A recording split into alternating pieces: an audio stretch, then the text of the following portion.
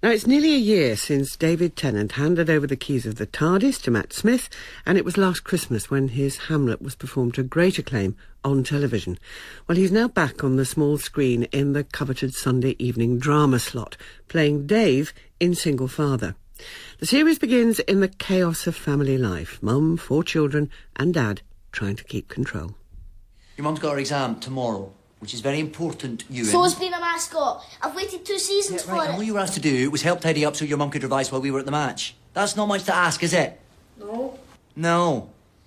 Luckily, you're not wanted here this afternoon, so you will go to the game. Yes! If you've done everything your mum wants done, and she'll be the judge, so do it properly.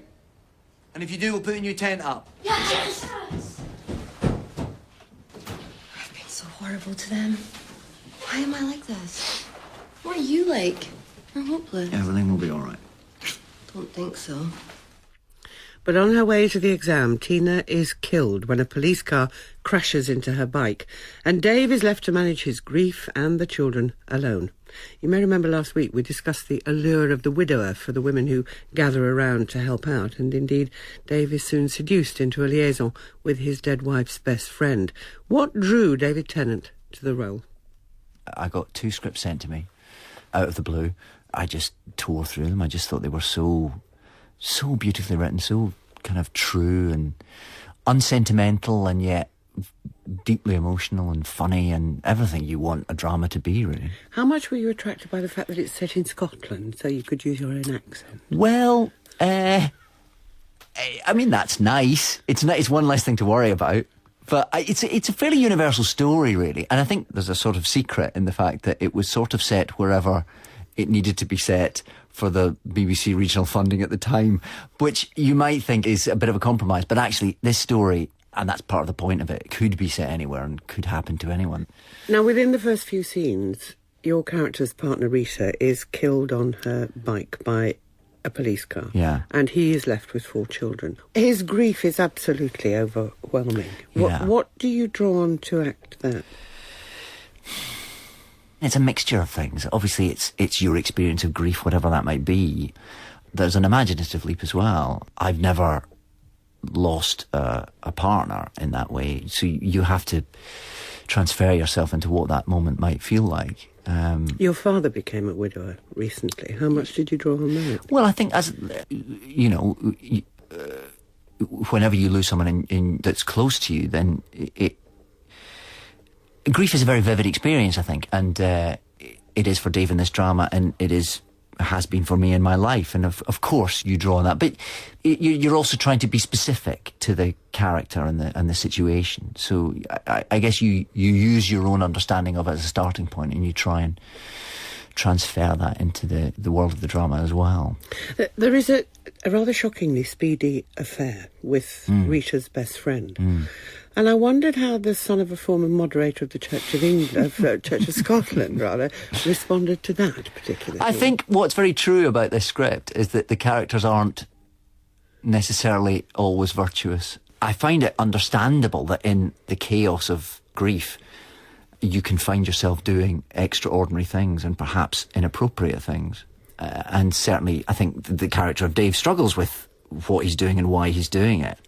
Not only does he lose his wife and have to care for these children on his own, he's then faced with falling in love with perhaps the most inappropriate person at the most inappropriate time. Now, Tennant is not your real name. No. It's MacDonald. It is. Why did you change it? It's an actor's equity thing, the union, which nowadays isn't quite the closed shop it once was. But when I joined, it was that catch-22. You couldn't get an acting job without your equity card. You couldn't get your equity card without an acting job. You sort of had to somehow slip into the union. And once you were there, you had to follow their rules. And the rule is that, I suppose, an actor's trademark is their name. So if somebody's already bagged yours, you have to change it. So, and why Tennant? Well, I was 16. And where do you look for a name when you're 16? So I looked through a copy of Smash Hits at the time. So I'm sort of named after one of the Pet Shop Boys. What did your parents make of your decision to act?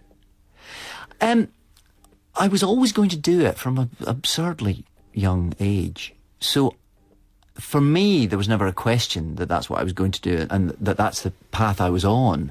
I think they tried to discourage me because any sensible parent would. It's not a particularly secure profession, to say the least. So they tried to encourage me to look at other options and consider what else I might do. But I was fairly unwavering. So they just had to get on board with it. And I think once they realised that there was no persuading me, they were and have always been very supportive and very enthusiastic about it. So, and my dad, as you say, he's a minister in the Church of Scotland. So there's a certain theatricality to that. I think he gets it. So you inherited it from him? Yeah, I think I have, yeah. Now, I would say you're now best known for a quite spectacular Hamlet and Doctor Who. Yeah. Now, if you had to choose, where would you prefer to be, Elsinore or the TARDIS? Well, you see, if you go in the TARDIS, you can also visit Elsinore, so that might be my get-out answer to that question. One of the great joys for me over the last few years is that I've managed to do both, and that one almost allows the other. I like the variety and the capriciousness of acting sometimes, and that you can do something that's accessible and fun and populist, and then you can work for the Royal Shakespeare Company, and that too can hopefully be fun and accessible and populist, and that there shouldn't really be any distinction between the two. I mean, they're both big roles that have been done many, many, many times before by other people. Sure, and have a lot of history with them. How difficult is it to take either of those roles, different as they may be, and just make it yours? Well, it's a similar challenge. You're reinventing the wheel, and that's never easy. Of course, that's what makes them appealing as well, because you become part of a lineage which is very flattering to be considered for, apart from anything else. Yes, it's difficult. And with something like Hamlet, saying to be or not to be and trying to make it sound like it's been fresh minted is not the easiest thing to do. But that's part of the challenge and the joy of it, I think. So, and they were both ambitions of mine, funnily enough, and something that I was desperate to have a crack at. So, be careful what you wish for, I suppose. You suddenly find yourself in the rehearsal room trying to find a way of rediscover something that's been rediscovered quite a lot already. But, I mean, wonderful. I'm hugely proud of having done both, and will look back on my deathbed quite happy, I think. And how easy was it to hand over the TARDIS? It wasn't that difficult. It felt right. I had a good crack at it. I absolutely loved it and had the most wonderful 4 years. It was hard because I was still having a great time, still really enjoying myself.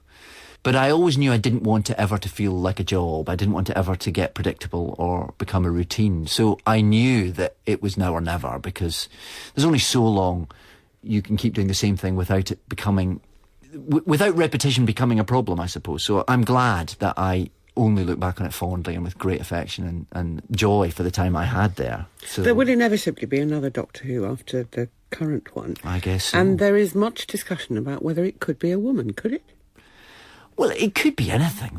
It's Doctor Who. It's a universe that sort of defines itself depending on whatever the story requires. So it could be. Why not? Now, the other thing that you're very involved in, you started your career in political theatre, and I know you've done party political broadcasts for the Labour Party. How did you get so involved in politics initially?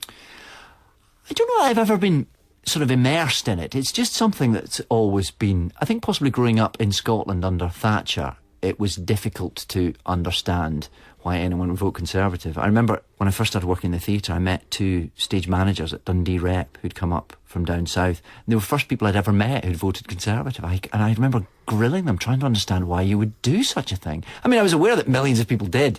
I just couldn't understand it. It's just, to me, there's a version of socialism, which is the way I was brought up, which is just that you treat everyone as equal and you try and look out for those who can't look out for themselves. And that, to me, in very basic, broad terms, has always been how I've interpreted what the left wing has tried to do more than the right wing has. To me, it just seems that that's how things should be. But I never quite understand people who don't get that. But of course, that's what beliefs are, aren't they? Yes. And what do you make of your new leader? I don't really know yet. I've literally just come back into the country. I've been away in America for the last couple of months, so I sort of was picking up bits online, but I feel like I've just to get up to speed with exactly what went on there, and I don't know a great deal about him, to be honest. I hope he'll do very well, clearly.